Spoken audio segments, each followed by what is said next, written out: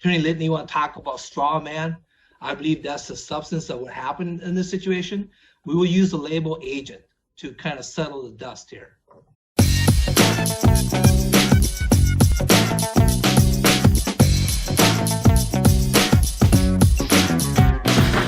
Welcome back to Talking Racine. Mr. George Myers on my left. Morning. Jim Spodek, our producer, on my right, and I'm Dr. Ken Jorgen. And you are who you are.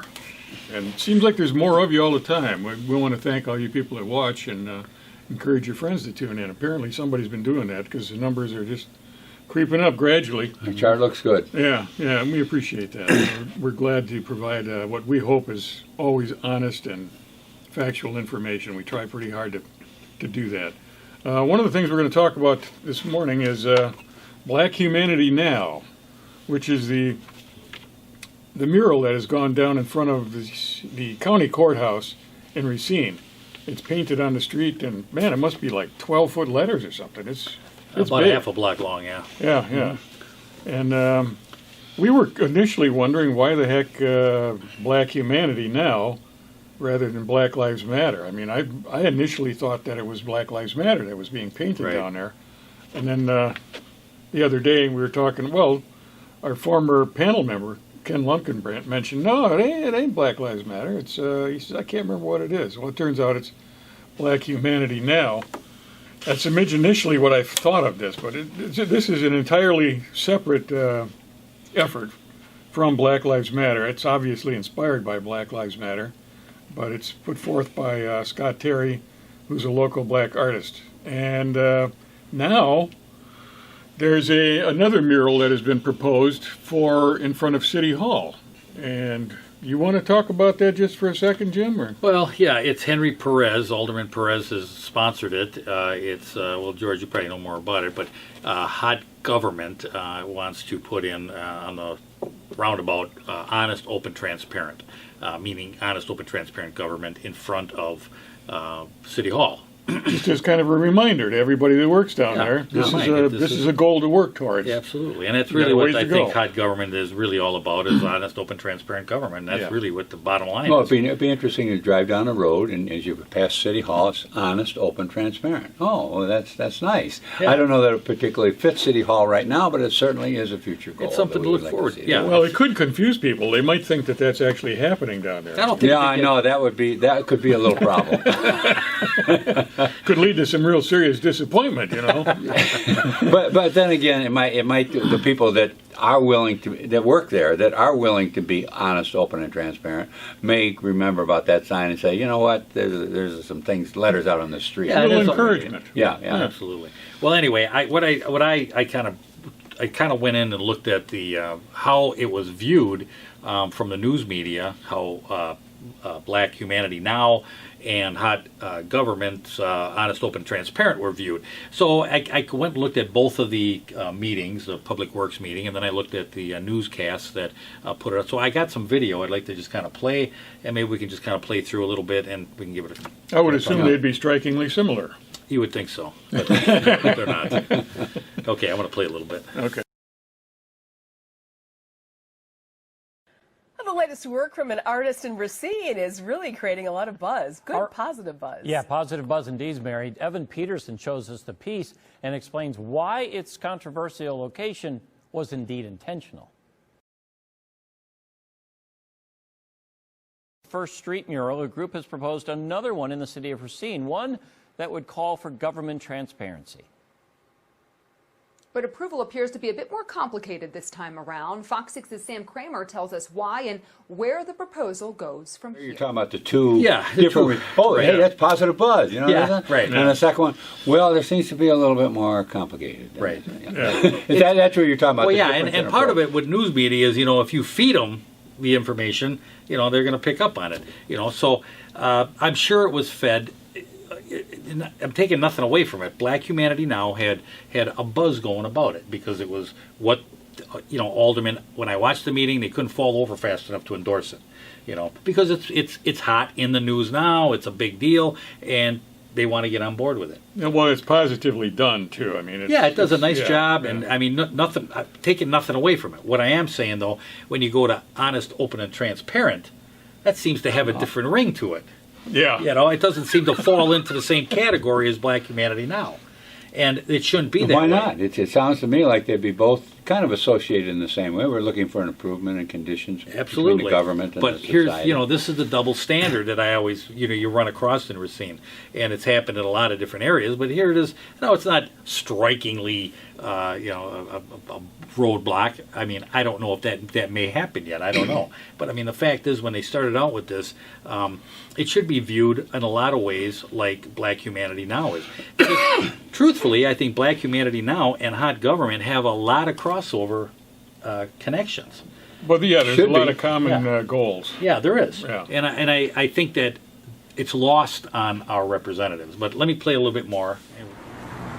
Take a drive toward downtown Racine. There's a good chance you'll pass through this roundabout.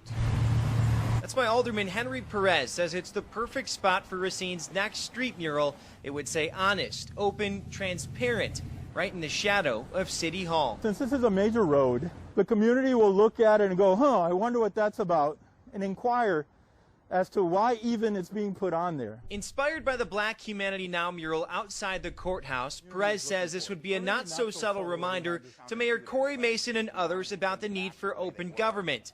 He's a member of the Racine-based Honest, Open, Transparent, or Hot Government group that says there's room for improvement here. The mural would essentially don the Hot Government name. It could be inferred that the city is endorsing or otherwise is behind the views of that organization.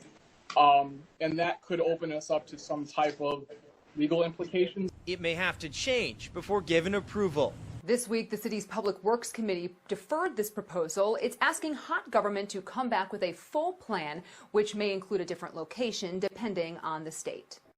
Well, Okay. yeah, I can see that. I mean, you look here, and there is a proposal from Scott Terry Right. for his mural. I mean, to be fair, right. Yeah. Hot Government the did not, same way, yeah. did not put it in, and that's fair. I mean, that was a fair request. The one out in front of Walden, they had to do the same thing, I'm sure. They had to present the proposal, see the art. Now, this is another thing that's come up, is seeing the art, and where the state might be concerned about it, because there are certain things you might not want on the road, Right.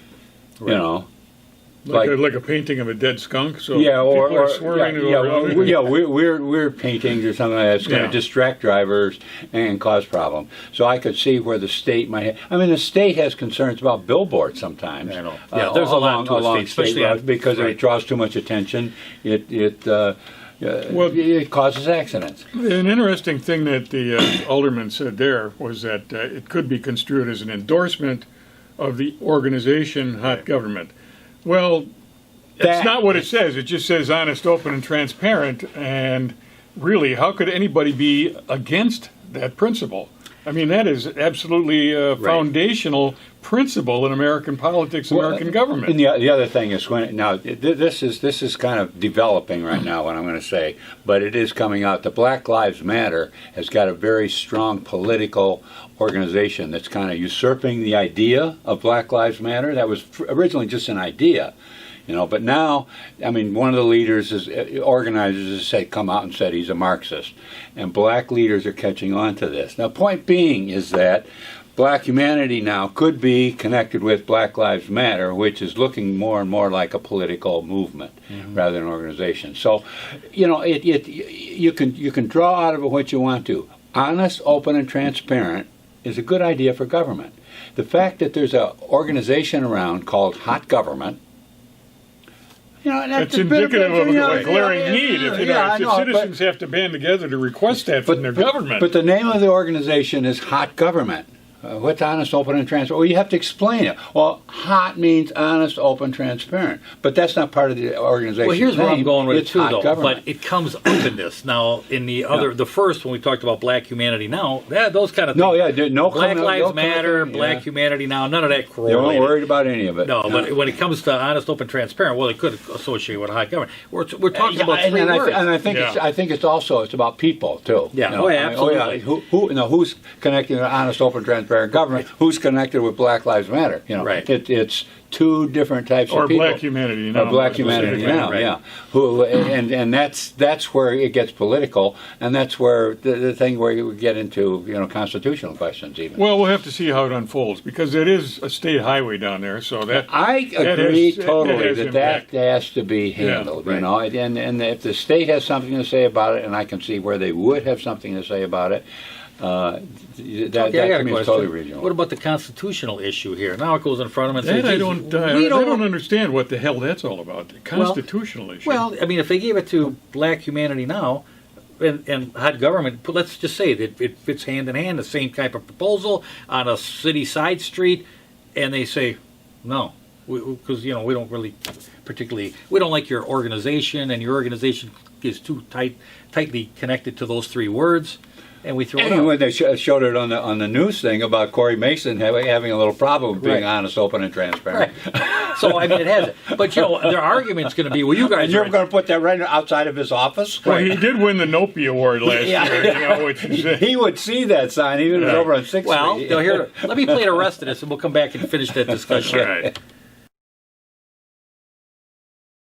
And they want to create some change. Words spilled out of a brush have created quite a stir, not necessarily for what it says, but rather where it was written. And it just so happens to be right in front of the Racine County Courthouse and the Racine County Jail, so there's a lot of significance to that. Significant placement that isn't lost on one of the city's leaders who unanimously passed it the other week. And that also makes this mural stand out from the rest because it is city sanctioned.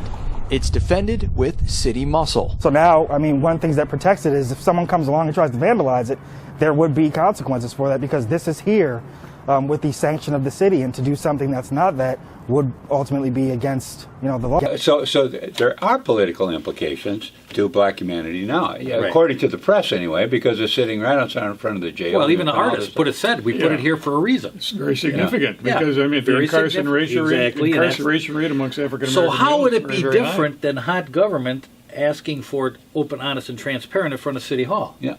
How are we different? Yeah. So there's an It's argument. that's So right. now let's look at the Well, Constitution. It's okay for that particular idea to be there, but not honest, open, and transparent in front of City Right. Hall. So it yeah. does bring up some constitutional. Yeah. And ironically, one of the things that kind of popped up through the week here was that apparently there was an email sent out to the aldermen stating that if a news media or non-traditional news media, I think was the word, yeah. something along those Something lines. What's a non-traditional movie? I don't know. No, I'm just kidding. You're watching non-traditional news media right Oh, now. But man. anyway, it said, do not discuss anything with the news media on the proposal from hot government because it may have constitutional implications. So, wait a second. Is that dripping with irony? What the hell? I mean, this is what we're talking about. It's amazing. Yeah, we're sitting here talking about honest, open, transparent government, and we get an email with regards to this. Don't talk to anybody Do about it. not discuss openness and transparency. We must not have this. So you're telling your representatives, Crazy. don't talk about that open and honest, transparent question. Oh, You want to put it it's there. amazing. It's amazing. You can't make it up, man. Who sent that memo out? Do you know? That was the attorney Letney. The attorney City Letney. attorney. City Yeah. attorney Scott Letney strikes again. Yeah, yeah. Wow. Anyway, all right. Well, we'll see how that develops. Actually, I'm happy that this Black Humanity Now project went forward. Yeah. And that it No, I think it's it great. received a lot of endorsement from people Yeah, all over the city. And there was another thing, though, that has been brought up, and that is, well, if we can't put it on the street, maybe we could put it in that brand new parking lot. Yeah. Now, Well, you mean honest, open, and transparent? Honest, open, and transparent. I totally right? agree. Yeah. I mean, now just picture this, folks. It's a brand new parking lot. If you've been by City Hall, you've been really there's no parking there right now because it's all new. Every day when people come in to City Hall, employees come in there, they walk right across that, and there it says honest, open, and transparent as they go to work. Isn't that a nice suggestion? It is. I think it Is- should is- be is- like a permanent plaque of some kind. Bronze That would or even be wrought something. A iron, nice, something, honest, yeah. open, like Yeah. those little sayings out front of the courthouse, Absolutely. Right. Yeah. Because Absolutely. paint will wear out, and in That's the right. wintertime you're not going to see it at all, That's right. or it'll be stained with salt. One or the other. Oh, those scrapers are really going to scrape that parking lot. Yeah. Get out there and clean the parking lot. Give it a good scraping. Yeah. Make sure all the ice is up. Give it a lot of salt. No, but I think just even that's a little change in the plans, but you know what? Could be a honest, good open, change. transparent. Yeah, a good change. Yeah. Well, let's move on. Let's move on to the San Mazarian case. So most of you, I hope all of you would, but I know there's a lot of stuff going on in your mind as far as public issues go. Know that the San Mazarian case is related back to the Machinery Row project, which ultimately failed down by the Root River off of Marquette Street, the old J.I. Case property. And Sam Mazarian and his family discovered that they were entitled to better treatment that the city gave them at the time of that purchase. Significantly better treatment. In fact, the allegation in their case is that this was a public project, which we all agree with, and that they used a company called FDP MR LLC, which is Financial District Properties Machinery Row Limited Liability Corporation.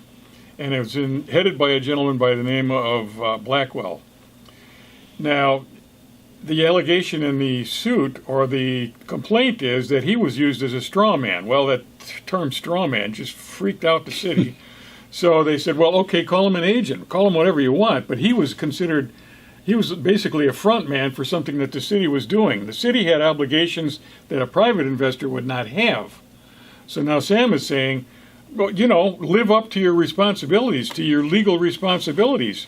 And the city's going, well, you didn't file a complaint soon enough. Great. We effectively stonewalled your awareness so you wouldn't know that we had a liability, and you didn't file your thing in a timely manner. Your complaint didn't come in under the statutory limit. So this should be thrown out, Your Honor. And the judge is saying, well, hang on a minute. You concealed an awful lot of things. You were engaged in subterfuge, and I don't think I'm putting words in the judge's mouth here at all.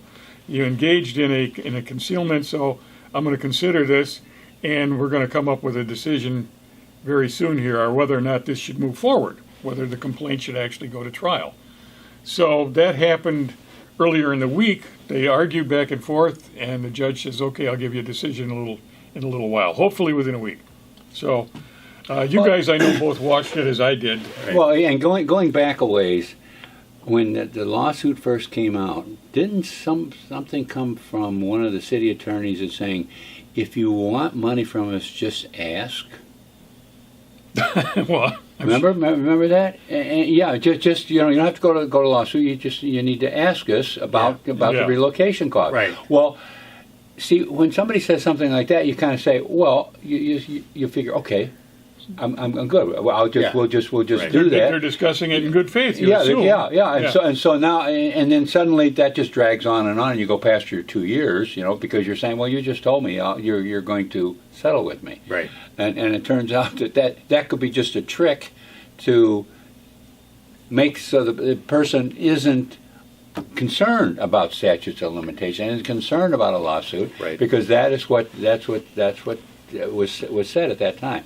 And when I heard this thing about, well, you went past the 2 years, I could say, well, I could see how they go past the 2 years, because I had all this rigmarole going on. What kind of lawsuit is it? And that is, and who is doing what?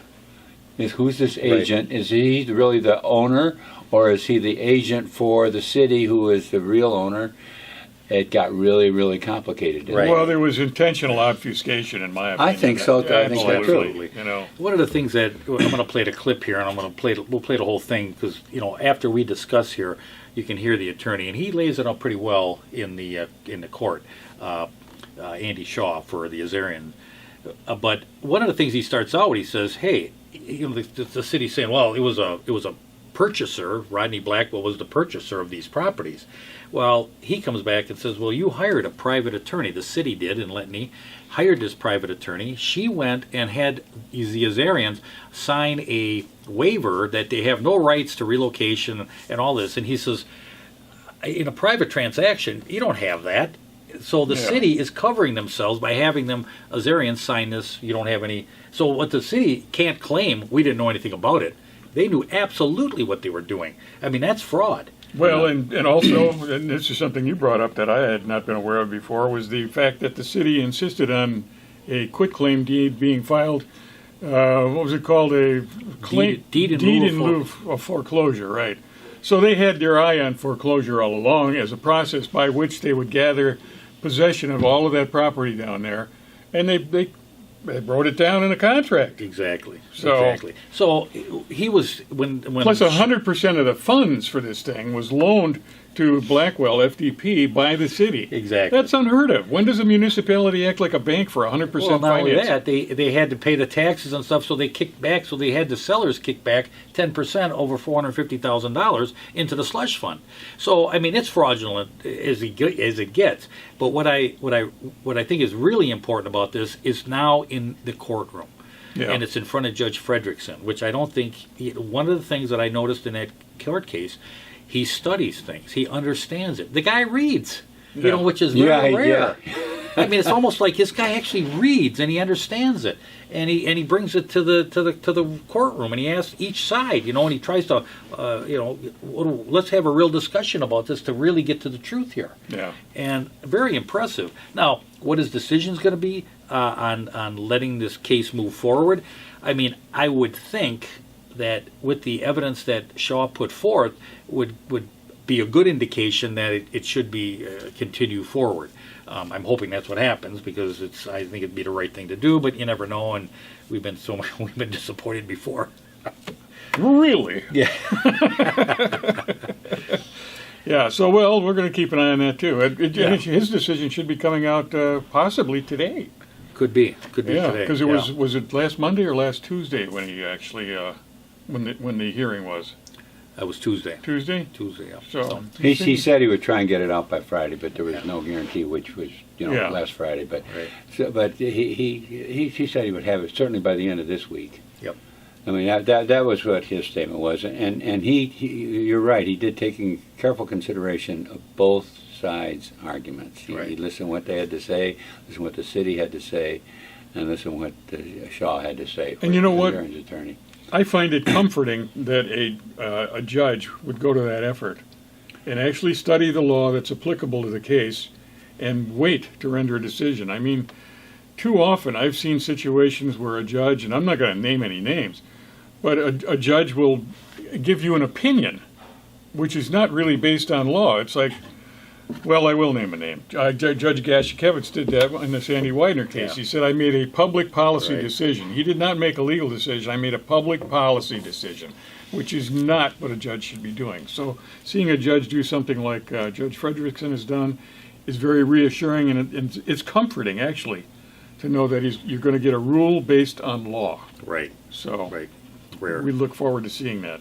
So I'll tell you what, we can probably end the show. I'm going to play the clip here. And No, we can't end the show yet. I got to give the COVID update. The kind of compare and contrast we've seen in Kenosha counties. Now, in Kenosha County, there are 103 more confirmed cases of COVID than there were last week, and they must be doing something right down there, because last week there were deaths as of August 8th. In Kenosha? 60 deaths. 60 deaths last week, yeah. Attributable to... Total for the whole time, yeah. Okay. This week, there are only 59. So apparently, somebody came back to life. Pretty good. Go figure. Yeah. In Racine, we lost 3 more people. Last week, the total was 78 deaths. This week, it's 81. Kenosha has got now 103 more confirmed cases, whereas Racine has got 164 more cases. So... Yeah, I think we're going to see what we're going to see Kenosha just drop down real fast now. I mean, if everybody's been out there talking with each other, there's talk about how little effect these masks have. There's some people say it's really great. Other people say it's not. Well, if we get one reincarnation every week, What do they do to do that? I don't know, but I mean, Kenosha's eliminating about that one. Get rid of the mask, and we'll have some people come back. But they say it's like wearing a diaper. You put that on. Every time you put it back on, it's like it's not doing you any good. No, and it's going to be if Sweden goes the way that Kenosha goes the way that Sweden did, it's going to drop off. I mean, Sweden's down to practically, they're through with their flu season. Nobody else. Well, I think if there are any hopes for that, they're going to have to start eating more lutefisk. So on that note, we'll say goodbye for now. Thanks for being here, and we hope to see you next week. Procedural, whether there was a meeting of the minds or a substantive, was just completely unfair. And we have a situation, in this situation, where the city hired outside counsel, Attorney Lane Sutton Elks, that basically wrote a waiver that basically misled the sellers, Sam Azarian and his brothers. It says in there, all the rights that you're giving up. So the city is not prejudiced, obviously, if they're fully aware of the just compensation, the relocation expense, everything else that's stated in the waiver. They fully knew what the situation was. But more importantly, the city is aware that this was a public project from the very beginning. They started this project in 2008. It's stated in the complaint. I think it was called like ROOT, or Back to ROOT Plan. In 2012, it was changed to ROOT Works. And then now we have the Machinery Row in 2014. So they knew from the very beginning, since 2008, there was a public project, but they needed to figure out a way to kind of circumvent the eminent domain statute with the land. They knew from the very beginning. I'm sorry, I missed that, where the city ultimately ends up with the land. Thank you. City/RDA, okay? At the time when the loan was given, city designed that RDA or FTP-MR LLC give a quick deed in lieu of foreclosure. So they were already anticipating what was going to take place. And in terms of negotiating of the contract, the city was the individual where FDP had to get authority in order to figure out the terms. That's already stated in the complaint as well as the briefs. And so these very things show that FTP-MR LLC is the agent of the city. Whether or not Attorney Litton, you want to talk about straw man, I believe that's the substance of what happened in this situation. We will use the label agent to kind of settle the dust here. Legally, agent ties the principal. And the principal here in this situation is RDA/city.